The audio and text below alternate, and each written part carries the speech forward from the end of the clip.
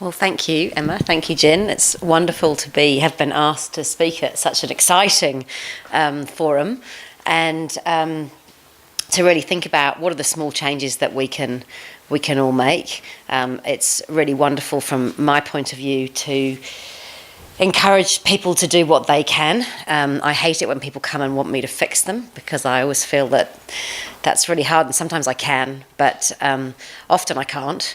And helping people to help fix themselves is actually the really exciting work. So tonight I want to talk to you about connection and the power of the pause.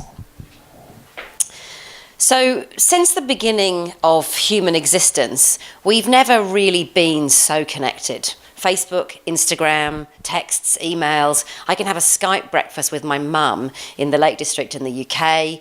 I can see photographs of my friends on holiday pinging through my Facebook account before they've even got home and washed the sand off their feet. There's so much information coming in, and we're connecting with people all the time. But I find myself wondering, are we really connecting? What's that connection like? Are we actually connecting? Or does it just feel like we're going in lots of places at once? And if we're connecting like that with other people, how are we connecting with ourselves? So, it's not a very good circle. This global connectivity is an incredible thing, really, isn't it? You know, there's so much information, there's so many things we can learn, we can do online courses, it's quite amazing. So there's huge amounts of information coming into our sphere the whole time. And when we add that to the pressure we put on ourselves. Now, I, for one, will confess that I have a very large self-critic. I work with it, and it shouts a bit less quietly than it used to, but it's definitely there, and I would guess most people share that. So we have big self-critic, and then we have pressure to do well at our jobs, be good parents, be good lovers and partners, eat well, all these other things that we're constantly thinking. And before we know it, we are busy doing the entire time. We're basically human doings, not human beings anymore. Now, as we've talked about, recurrent theme tonight, and it feels a bit hard bringing up this word when Sasha's just so beautifully calmed us down. It feels, I'm going to have to say it, stress, okay? But we'll come back to being calm again. But essentially, I guess what I wanted to really bring to the fore is that just all this stuff, all this information comes in and causes stress. I remember reading a fascinating article in the Guardian Weekly about emails. And about every time you read an email, whether it's rubbish or spam or from your best friend or your mum, each one's a decision, and your brain doesn't know whether it's a major decision like, shall I sell my house or shall I marry this person, or does it actually matter if I don't go and get my bargain bread from Countdown today. Your brain doesn't know the difference. As far as it's concerned, it's another decision. So you're going through huge amounts of decisions every single day, and that's really tiring on us, and all those things add up to this stress and intensity. And I think you remember back at the beginning of the evening, we talked about how stress can be good too. Stress is part of your primal autonomic response. So basically, you've got two nervous systems, one which says, I want to move my arm, I move my arm, and one which autonomically controls heart rate, breathing, all that sort of stuff. So we've talked a little bit about that tonight. And your stress system is fantastic, because when you're a caveman and you're being chased by a saber-toothed tiger, it makes you run damn fast now. It's concerned with you getting out of trouble right now for the next few minutes. It doesn't really care about next week, certainly not next year, and definitely not the next decade. So it's designed, it has a really useful purpose. But what we have found is in this intensity, stress, movement cycle, whatever you'd like to call it. And actually, I do like to use different words, because I often find I say stress to people and go, no, I'm not stressed. I live in the Wakatipu. I'm not stressed. Well, hang on a minute. stress doesn't just work in tower blocks and wear pinstripe suits. I can tell you it's alive and well here, and I see it every day in my clinic. And so, but what happens with this is you have this constant drip, drip, drip of those hormones we talked about, that adrenaline and cortisol, drip, drip, drip. That's what this does. And so what we need to learn to do is learn to recognize that's happening and begin to turn that off. Now, I see this every day at work, and I see, stress has affected all of us. For me, I guess I'd always been a pretty high achiever, I suppose. I was probably a little bit of a perfectionist, although it's taken me till I'm 40-something to accept that. But I struggled really mostly when I found myself with a 20-month-old son, and the universe decided to deliver us premature twins. And that really opened up the next few years of quite significant stress, which I was probably quite good at hiding, but in retrospect recognized that. And mindfulness was one of the things that somebody introduced to me at the time, and for me was a bit of a framework in how I could learn to stop this. And I was very interested in mindfulness because I discovered that there was a wealth of clinical evidence behind it. It wasn't a crazy thing that no one had researched. It really had huge amounts of evidence. What we know is that regular mindfulness practice, for example, is as good as antidepressants for mild to moderate depression and anxiety. That's pretty significant. It's had huge benefits for chronic pain in the UK. The organisations that fund health in the UK now fund mindfulness for people with chronic pain because the data's that strong. It's widely used in prisons, it's used in schools, we know it helps kids learn. It's used in all these big companies like Google and all these people who've worked out that actually people can't sit and be creative for 8 hours. Just because you sit at your desk for 8 hours doesn't mean you're going to create anything in your mind. And actually giving your mind breaks will actually create more creative thought. So the evidence was there, so I thought that was really interesting, and it was something that I personally found was quite helpful. And so just lost my train of thought for a moment, just excuse me. So essentially, well, how do we do this? How do we become mindful? Essentially, this word mindfulness has become, I'm staggered how often I hear it, and I think 10 years ago it almost wasn't in the dictionary, but it's very normal now, and in some ways I think that's really good, because if you think about being mindful, to be in mind, so to notice what you're doing. So one really big part of being mindful is simply to notice what you're doing, and so mindfulness essentially, there's two big words that I want you to take away. And the main one is awareness. So mindfulness is about becoming aware. It's becoming mindful, to know where your mind is. So where am I? Am I in a particularly beautiful, joyful situation? Am I in a very stressful, horrible situation? But actually, where am I? And we know that if you are in touch with your emotions and you know where you are, most emotions, even the horrendous ones, usually don't last more than about 15 minutes. So if you can be where you are and whatever's happening, it will generally pass. But the important thing about this awareness is all of a sudden you get, for those of you at the back, sorry if it's a bit low, all of a sudden you get choice. You get choice in how you respond. You get choice in how you react if this is happening between people. So all of a sudden, you get to choose. And how do you do it? Well, essentially, we're wanting you to notice how to be in the moment. What's the easy way to do that?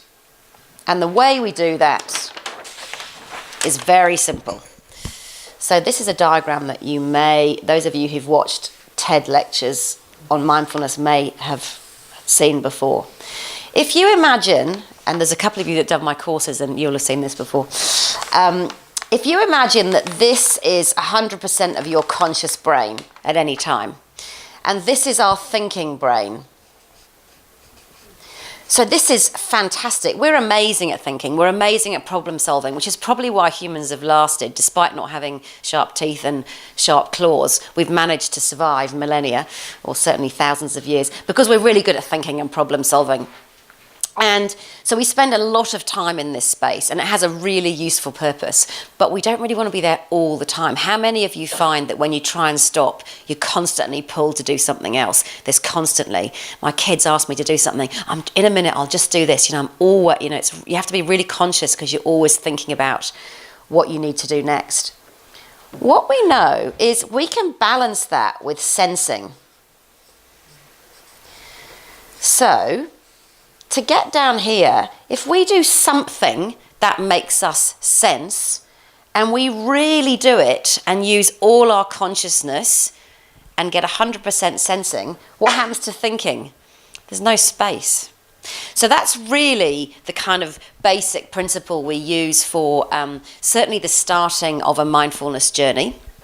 And the two aspects of really a mindfulness practice would be, one, being mindful in your life, and that's something that you can start right this second. If you've got a glass of wine, like Michelle was saying earlier, notice when you lift the wine how it smells, how the glass feels, how you enjoy the taste. When you have a cup of coffee in the morning, if that's your favourite drink, notice the aroma of the coffee. Notice how you feel before the coffee comes, and then how warm the cup feels in your hand, and the actual taste of the cup of coffee. So, and the contrast to when you've had a coffee in your car on the way between A and B, and you've sort of downed it and didn't really notice it touching the sides. I'm sure you've all done that. I certainly have.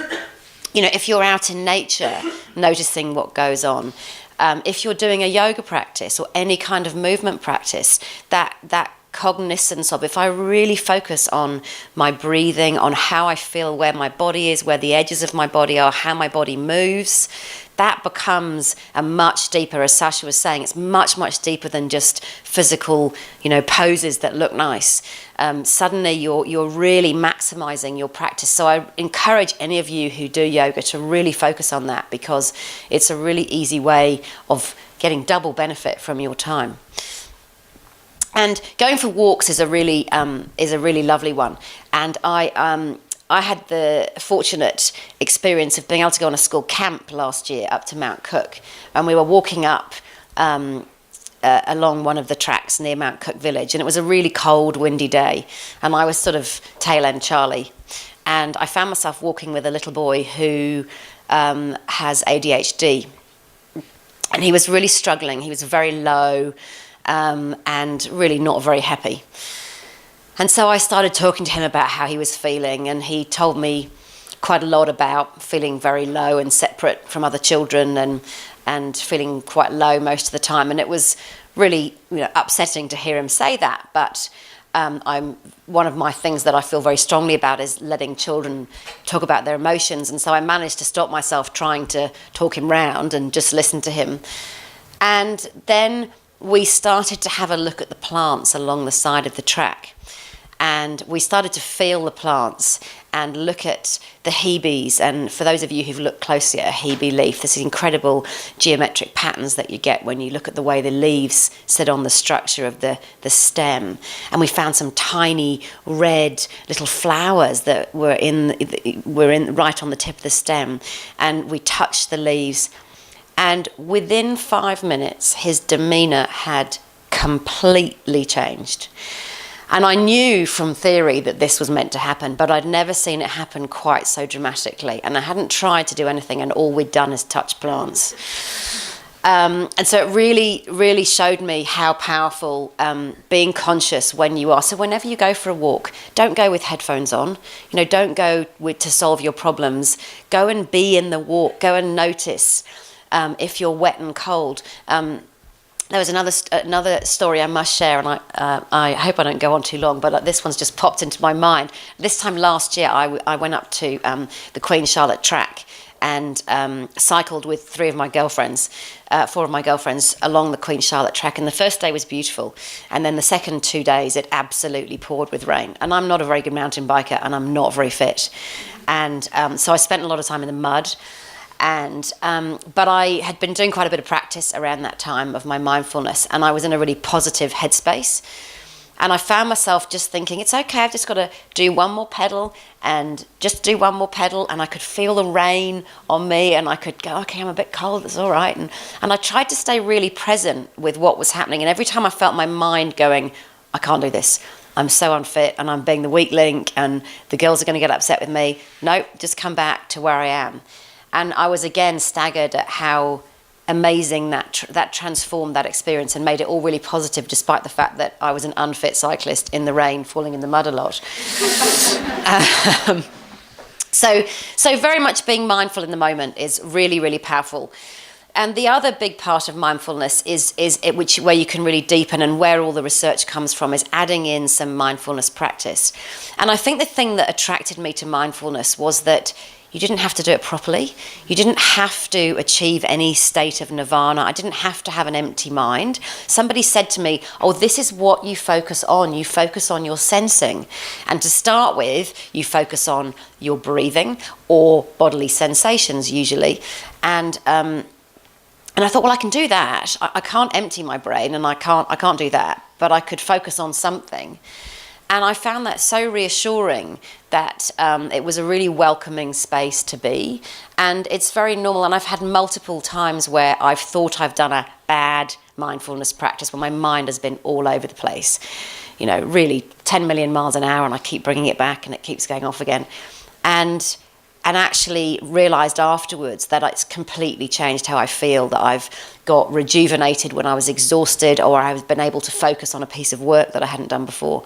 So I've seen that time and time again. But so mindfulness practices are really great. And what the other thing that's really exciting is there's been a lot of research done on how much you have to do. And it turns out you don't have to do very much, which is really good for those of you who are busy. You know, 10 minutes twice a day, which is quite a lot if you're busy, but is not much in the grand scheme of things, can make significant differences to some of the claims that I mentioned earlier. So you don't have to sit for hours as a Zen Buddhist. You don't have to sit with your legs crossed. You don't have to have a mantra. You don't have to do any of that. All you have to do is try. And actually you get the benefit, which is what's the really exciting bit. I'll tell you towards the end there's lots of resources out on the internet that you can use. But for me, mindfulness has been something that's really helped me stay with where I am, whether it's positive, negative. You know, human life and human experience is so rich and up and down that we really want to experience it fully. That's the yin and yang of life. Now, what I thought I'd do is walk you through a little exercise. It's going to be, because most of you haven't got backs, I realise it's possibly not the most comfortable, so we'll keep it relatively short. But I'm going to just do you a little kind of 3-minute breathing space meditation exercise. So what I'd invite you to do is put your drinks down, and those of you who are sitting, if you can, if your chair's the right height, uncross your legs. And just try and sit yourself in a kind of a neutral position. And you want to imagine that there's a gentle filament pulling the back of your crown up to the ceiling. And feel a line that goes down, and then the weight of your pelvis on the chair that you're sitting on. So just feel that grounding. Now, I'd invite you either to close your eyes, or if you find that difficult, just rest your eyes a little way in front of you. But we want to kind of gently cover that vision sense. And so what I want you to do is, I'd invite you just to start to check in with yourselves, to work out how you're feeling. We've had a couple of hours of really exciting talks. You might be feeling quite tired. You might be feeling excited. You might be feeling a bit achy from having sat for a while. So just check in with yourself. And be aware of you in this space, and the weight of yourself, and the fact that the chair and the earth under us here at the Sherwood in our place in the Wakatipu is holding you up. And our bones can sort of stack on top of each other, so you're not having to work so hard to hold yourself up. And if you need to move at any stage, please feel free, because we want you to be comfortable. And so what I want you to do is just bring your attention to your breathing. And to start with, just see where you most closely can be aware of your breathing. It might be when the breath comes in and out of the nostrils. As the air goes in, it might be a little cool. And then when it comes out again, it might be slightly warmed up. Perhaps it's those of you who have a back on your chair, it might be your back moving when you breathe. Those of you who thought about the talks earlier might be aware of your belly moving a little. It may be quite difficult to feel, and just imagine that you're looking at your breathing for the first time with what we know as a beginner's mind. So imagine that you're a child seeing snow for the first time, that wonder. Your body's this incredible thing that breathes, and it just keeps breathing, and you don't have to do anything all your life. From the moment you're born till the moment you die, your body keeps breathing.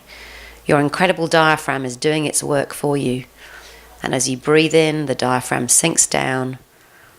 And if you can relax that belly, you'll feel your belly expand. And then perhaps you can look again, really deep down in your belly for your pelvic floor.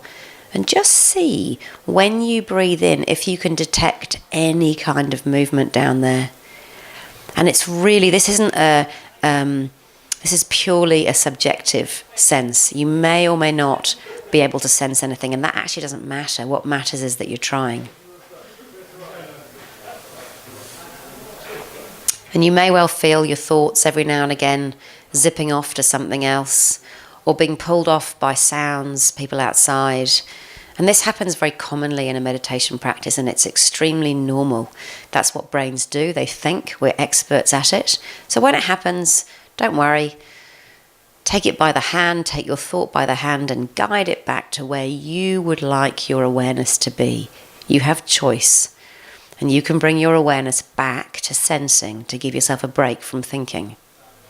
And this may happen 10 times in a practice, it may happen 100 times. It's completely normal, and each time you've had a moment of awareness when you notice, and you just choose to bring it back.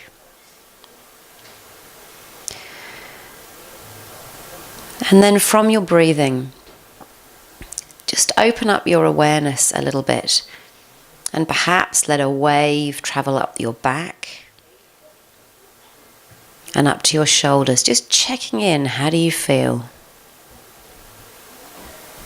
Perhaps from your shoulder girdle, you feel up your neck, over the scalp, and gently move down the face. Notice how your eyes feel, those eyes that have been open all day now. How's the lid feel? How does the orbit feel sitting there in that space? And then down to your cheeks. And how do your cheekbones and how do your cheek muscles feel? How does your jaw feel? And each time we're not tensing or relaxing, we're simply asking questions. And see if you notice what happens when you simply ask the question. What happens? Let the awareness come down the front of your neck, down your chest, and past the belly. And then into your pelvis, as your pelvis sits supported on the chair. And then slide your awareness down your legs, including the front and the back of the thighs. Notice the difference between the front and the back, where the back's pressing on the seat and the front may have clothing touching it. How does that feel? The knees and the lower legs. And then the sensation of the feet on the floor. Do they both feel the same, or does one feel different? How do your toes feel? And can you work out the difference between the middle toes and the fourth toe? Can you tell which toe feels like what? And then imagine that your breathing just now comes into your whole body. And just imagine that if every cell in your body could breathe, if every skin cell could breathe directly, so the oxygen didn't have to go through your lungs, it could just come directly into your skin.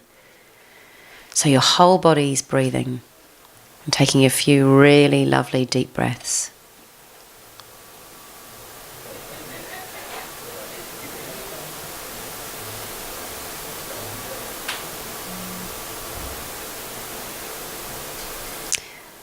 And then I invite you to gradually open up your awareness to being in this room, to the people around you. Allow yourself to slightly move. And gently open your eyes and come back to our meeting.